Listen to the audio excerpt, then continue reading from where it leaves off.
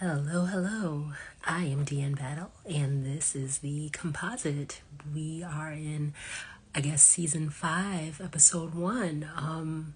It's been over a month since my last post here. Life continues to life. But I did want to come on for a couple of reasons. Number one is I've moved yet again. It was a little bit more urgent this time. That's a longer story.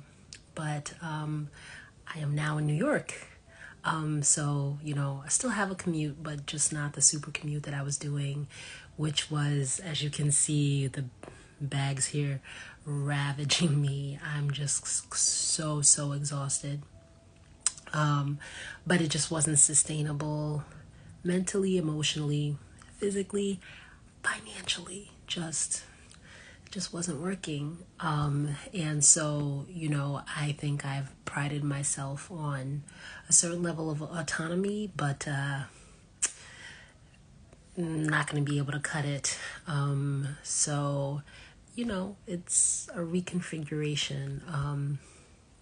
And by that I mean, I'm not going to be living by myself.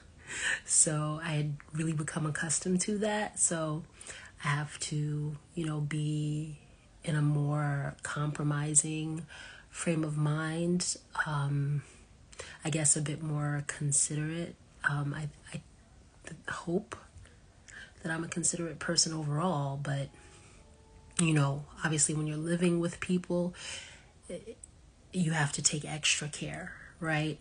So that's pretty much just what's going on with me personally. This all just happened over the weekend. That, plus all this election stuff going on. It's like a shit storm. Personally, nationally, internationally, depending on how you look at it, right? Just, have you seen the movie Twister? Just twisters of shit, just kind of swirling around each other. That's what's happening right now. But I did miss this outlet. I missed doing my show. And then I started to worry that, now it's been so long, since I've gone live that, the few people that were watching it are not going to want to watch it anymore because I'm not going live. So then that was another source of anxiety. So I'm just kind of like, okay, well, I'm going to throw something up here. And so this is me. So I don't know how long that I'll be on tonight. I did want to share some election thoughts, some different election thoughts. I'm seeing a lot of people, especially people that look like me, people that I believe are gendered the same way that I am, that are very forlorn because in some regards it feels as if the defeat of Kamala Harris is somehow a referendum on Black womanhood. And I really want to, as much as possible, dissuade Black women from feeling that way for a few reasons. I had one friend that phrased it eloquently. She was just like, well, I didn't need this election to know that the U.S. hates Black women. And I said, well, yeah, kind of true, just based on the lack of care and consideration that we receive from society on a daily basis, right? So it's kind of like,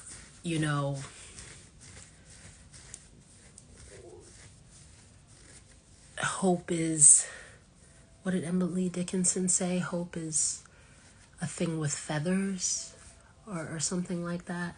I'm misquoting. I have a very horrible memory when it comes to quotes and things like that.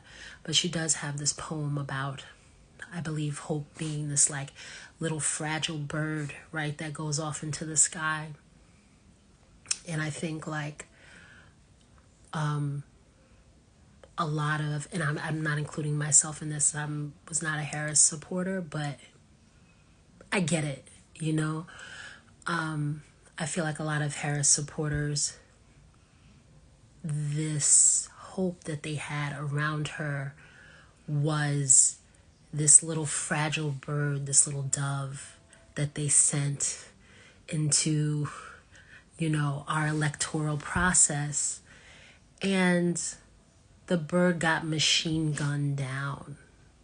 And it's, I think, hard for some people to not feel as if, sorry, that was my dog, as if like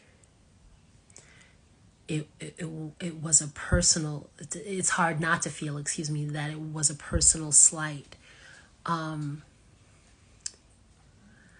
But, you know, again, we understand the place we occupy in society. We already know that, number one.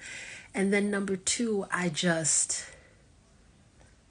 to be frank, I just never personally related to Harris at any level, really. I mean, so, and let me be clear, I don't believe a politician needs to be relatable in order to govern. Those are two different things. I'm just saying that I never personally saw myself in her. And, you know, I think it's, you know, partially the way that I look, right? I think it's, excuse me, my ethnicity. I also believe, you know, class-wise, like there are just a lot of reasons why I just didn't, you know, relate to her or her story at all. And so it's, I think, a little bit easier for me not to take a rejection of her leadership as a rejection of me, because I never saw myself in her.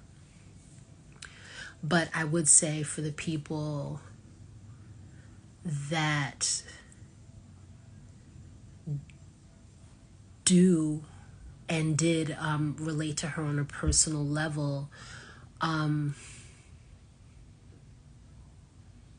there'll be others, you know. When we think back to the civil rights movement, when we think back to abolition, when we think back to any, the forefront of any social movement for Black people and our liberation, you know, Black women have been the backbone of that. And I know in some circles, like that's, you know, like in the manosphere, that might be controversial to say, but it's true. And I think Black women did so much work to uplift Barack Obama for 2 terms. You know, it was hard for folks to feel like, sorry, oh God, my lips are ashy. So rough and ragged tonight, y'all. Oh my gosh, I was on a bus, well, was transferring between buses. So it wasn't the 5-hour one-way commute that I do, but I did spend over 3 hours on buses. So I'm just, you know, I got food in my belly and a dream, and I'm here. So sorry for the ashen countenance. But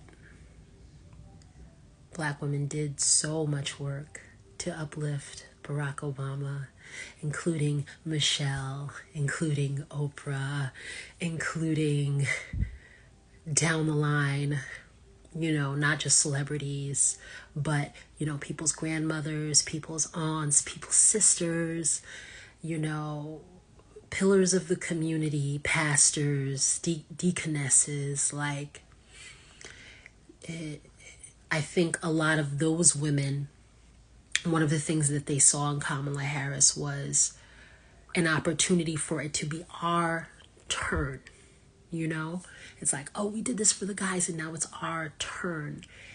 And so I get a little emotional because I feel badly for them, because Barack Obama was also somebody I never supported, who I never felt any connection to. So we are such a resilient people, and there's so many reasons why the hope should be just completely beaten out of us, but we persist. And I don't have any type of sophisticated political analysis.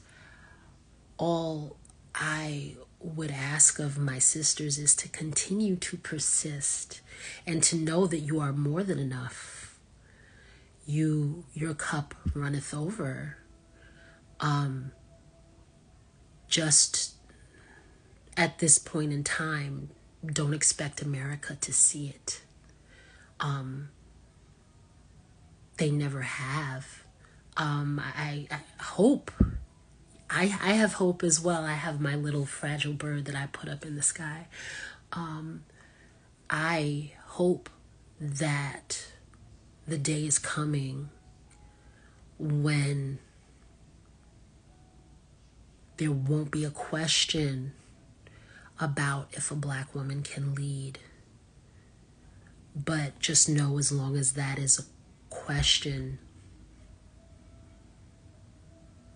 don't see it as a betrayal. See it as a limit of imagination, right? What type of leadership has this country known other than American white supremacist, elitist, capitalist, exploitative leadership?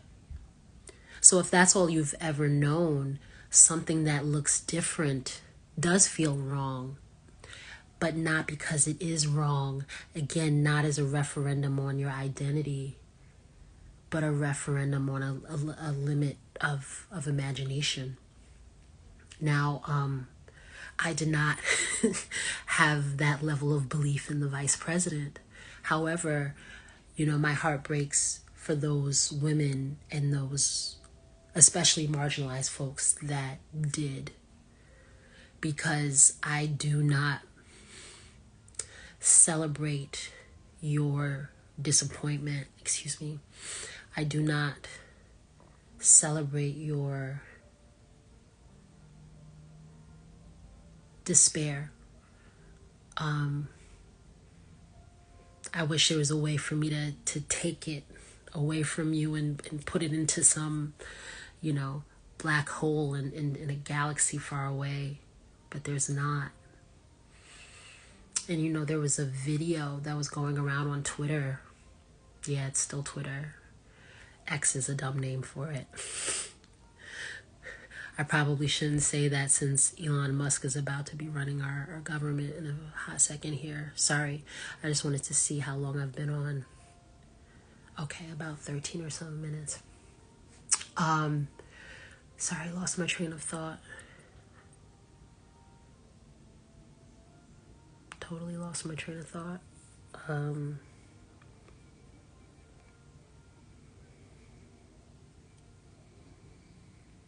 Yeah, so the woman, she had this video, and she's just in her car screaming and howling at the top of her lungs. And, people are like, oh, haha, she's crashing out or whatever. But I just, even though I don't resonate with why she's upset, I resonate with where her pain emanates from. She really thought that it would be a way for her to be seen. a way for her country to finally hold her as a citizen with full humanity, as a citizen of value, as a citizen qualified and respected enough to lead. And by Harris, losing, she felt an utter rejection of her personhood. And she was howling from that place. So, I've had that feeling as well, but just not in relationship to politics, right? This is not a legitimate democracy. I feel like I've said that several times in this space, but let me be clear, it's not. There's nothing about it that even smells like, looks like, sounds like democracy. And so I think as our society becomes more polarized and as people attach more and more of their identities to politics, I think that's why, it's having an increasingly corrosive effect on society. Because what does it mean, red or blue, that you're wearing as a badge of honor when the whole thing is a farce? It's like anyone that grew up in the 80s, right?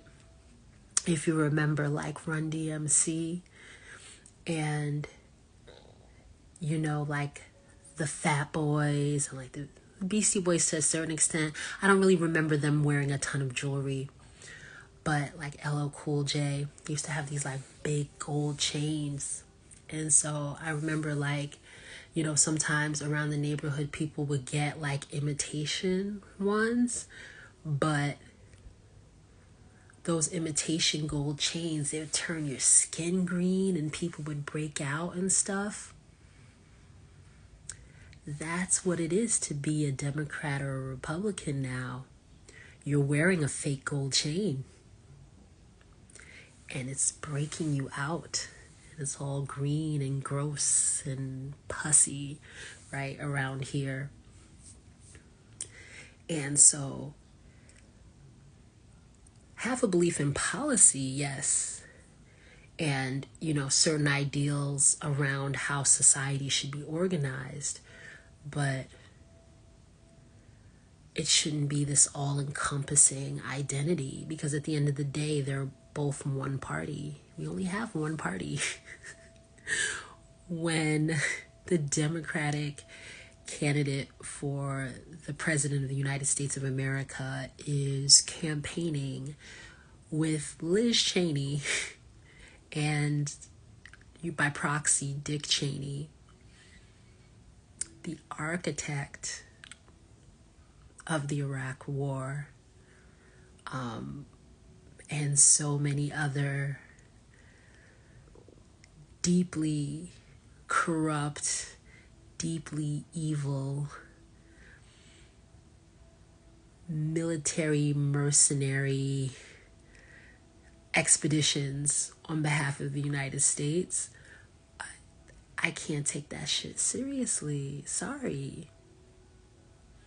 And that's not a knock on Harris, because I've said this before.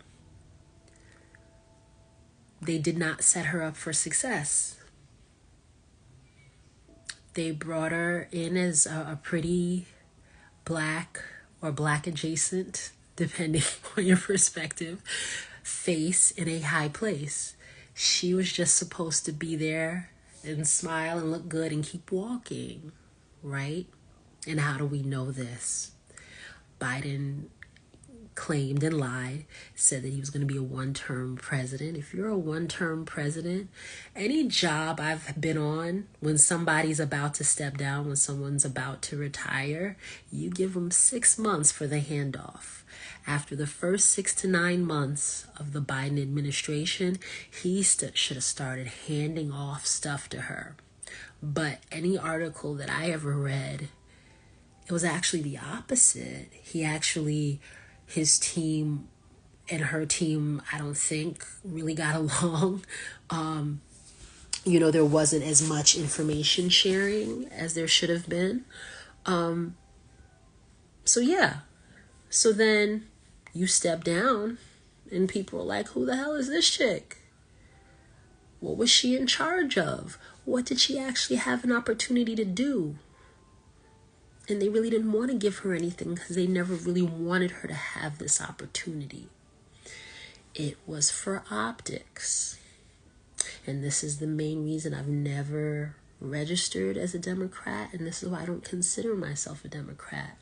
Because all Black people get are kente cloth optics. We don't get any policy out of these people for over 60 years. It's just benign neglect. Voting inherently is a transactional deal. I am giving you a vote and you are going to give me policy. And they don't give us policy. They give us, ta-da, look, Obama, ta-da, he's Black. Ta-da, Ketanji Brown Jackson. Ta-da, she's Black. Ta-da, Kamala Harris. Ta-da, she's Black. How long is that going to keep going on, folks? And so, yes, you're going to have people super upset because all you were selling them was their own Blackness to them. So now it looks like the entire country has rejected their Blackness that you've sold back to them. This is a problem. The Democrats are hemorrhaging right now. I don't have anything to say about the Republicans because what do you say about I was going to say neo-Nazi. That's a little easy. I was going to say neo-Nazi fascists. Does that even have any meaning anymore? It's been normalized so much. Let's put it this way. I'm more critical of the Democratic Party because from my perspective, I'm able to see ways for the Democratic Party to come back from the precipice. I already think that the Republicans have gone straight over the cliff, straight to the pits of hell. I mean, once you're dancing with Lucifer, I can't help you. So let's just put it that way.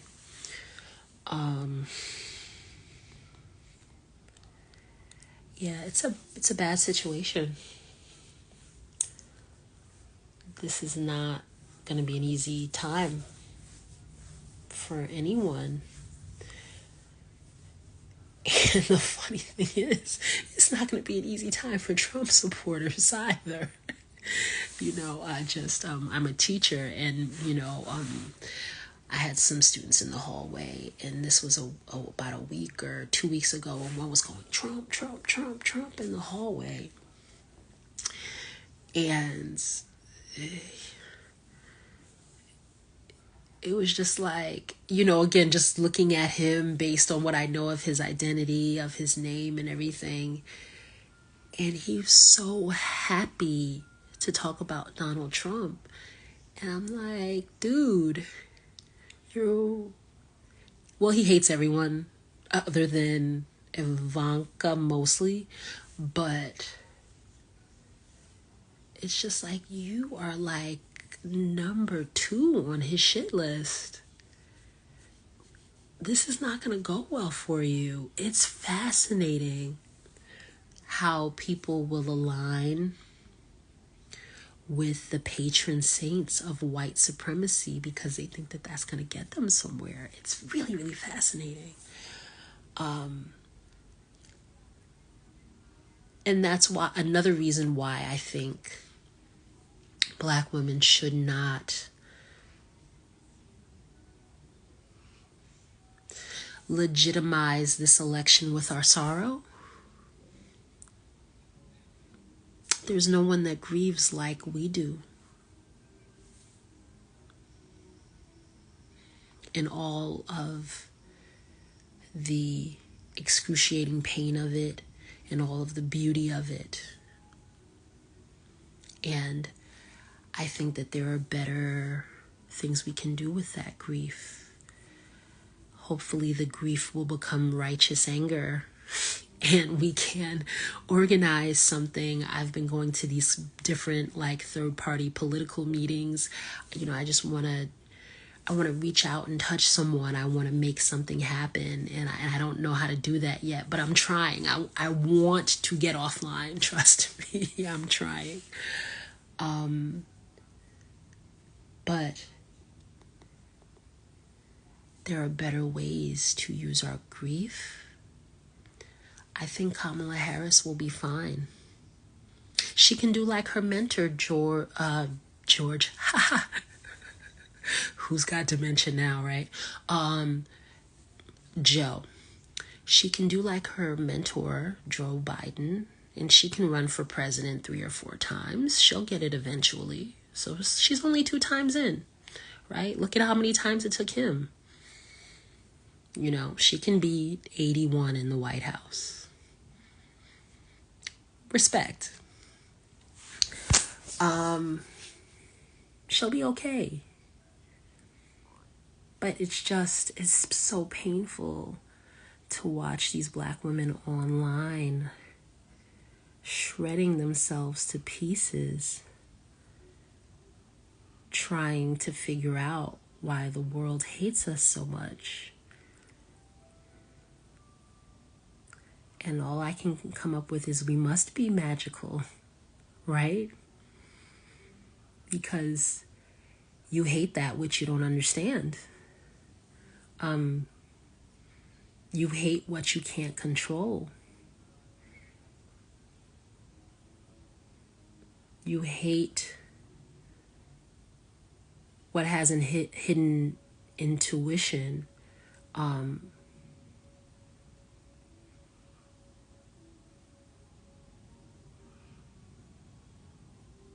You hate depth, right? Because things and people that have unknowable depth to them, again, can't be controlled, can't be harnessed, can't be manipulated. And so it's naive, I know, but part of me hopes that we can stand in a certain level of power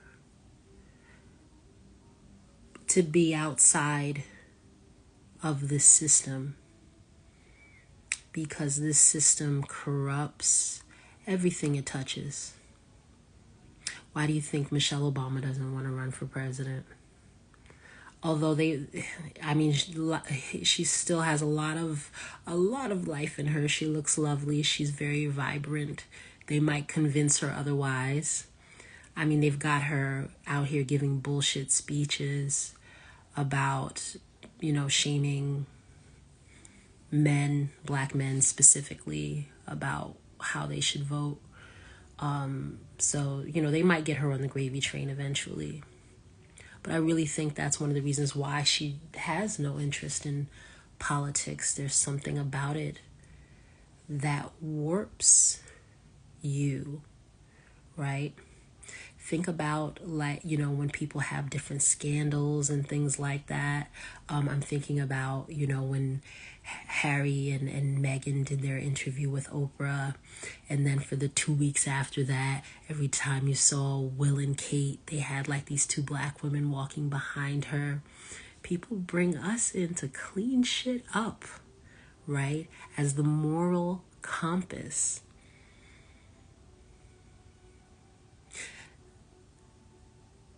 That's not out of hatred per se. You know, again, I'm thinking of it. I'm sorry, I hadn't planned out my comments. It's like a hatred of the unknown,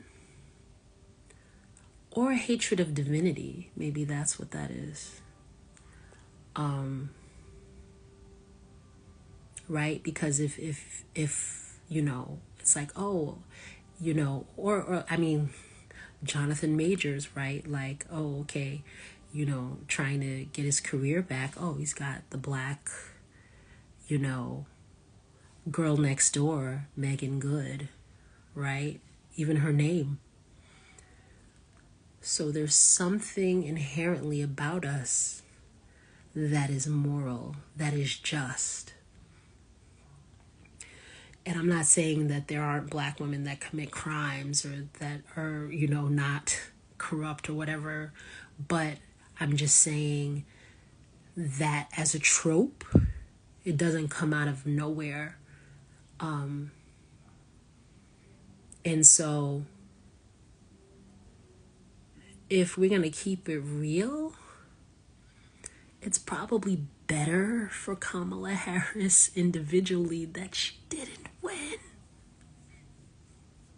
This is a dying empire.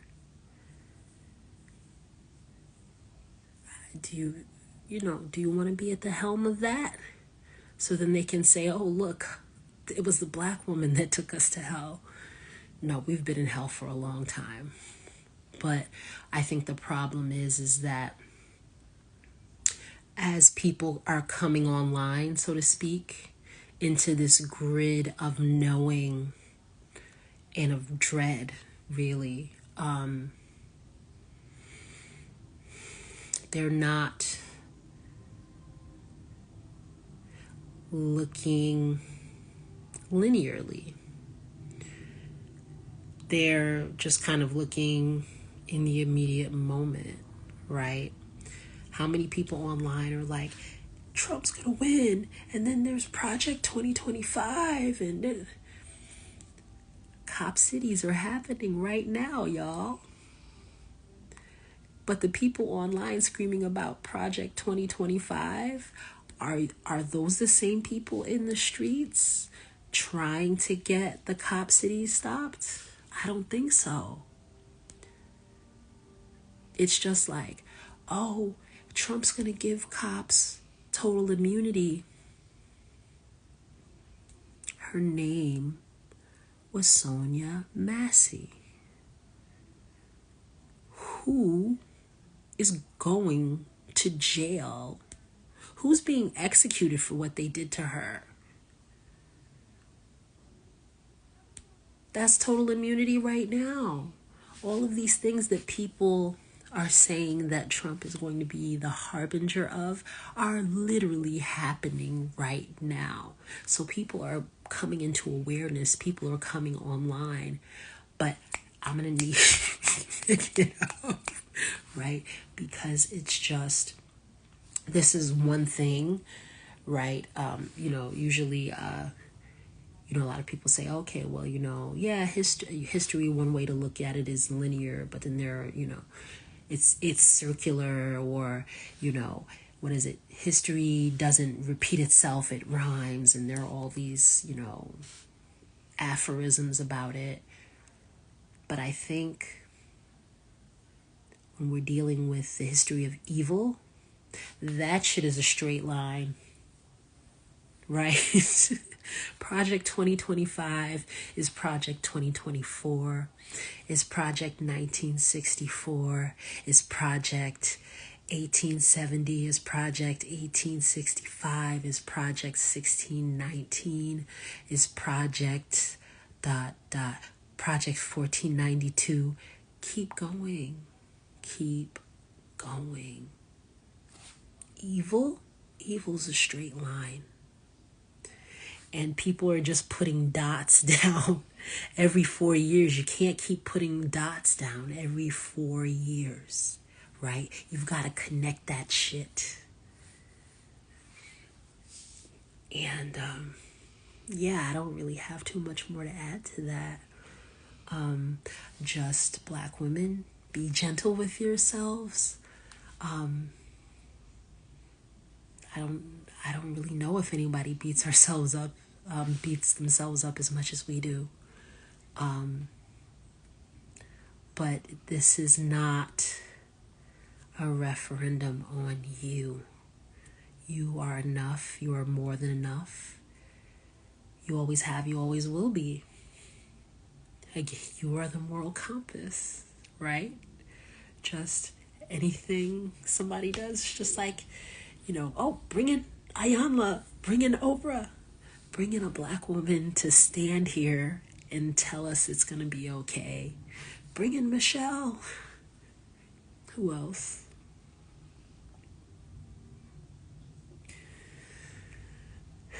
Bring in Viola. I love Viola Davis.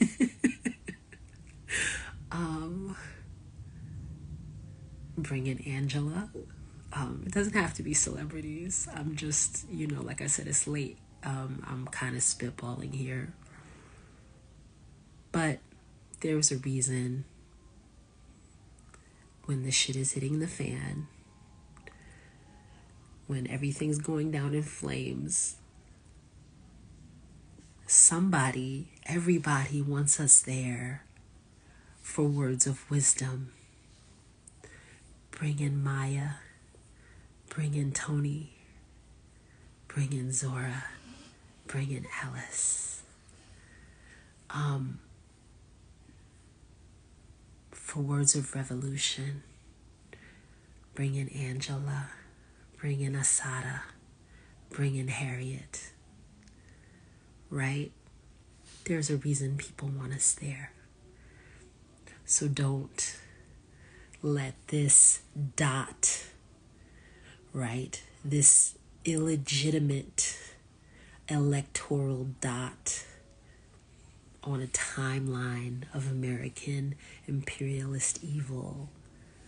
Do not let that be a referendum on your character.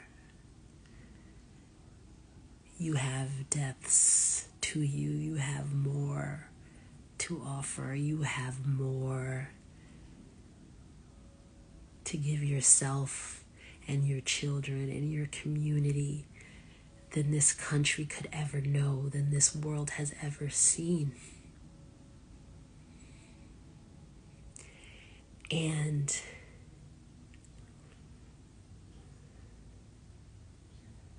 I am grateful that someone who looks like me, I guess to a certain extent, or someone who's adjacent to me, is not going to be signing the next arms bill to continue genocide.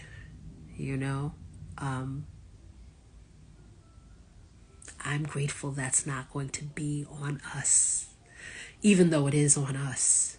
But we don't have the optical commitment. We don't have the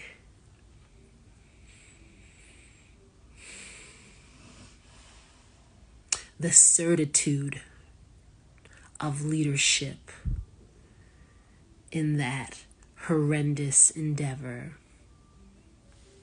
I'm grateful for that. So I'm probably not going to really address any type of election stuff for 2024 again, unless there's another assassination attempt or something like that. It's gonna have to be some off the wall shit. But 2024 is not over. So some off the wall shit might happen. Just saying. The bingo card runneth over as well. There's a lot of stuff going down. But try not to argue with people. Oh my gosh, I want to give myself so many cookies for that. I have not been having political arguments online. And a couple of times I started typing stuff. I deleted it. I didn't even save it in drafts. I deleted it. Look at me leveling up on some high vibrational shit. Amazing. High vibes. And that's usually like a cop-out. I hate when people say that. But it's ripping me apart to see people so invested in these badges of honor, right? What is the American presidency now? What legitimacy does it hold? What majesty does it hold? I mean, the rest of the world sees us coming and they're terrified. The world is terrified of us, as they should be. We are not a force for good.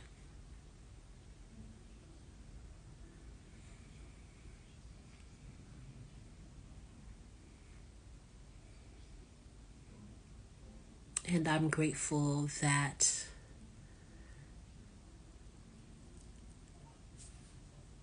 although we are present, although we are adjacent, that a Black woman's handprint is not on this.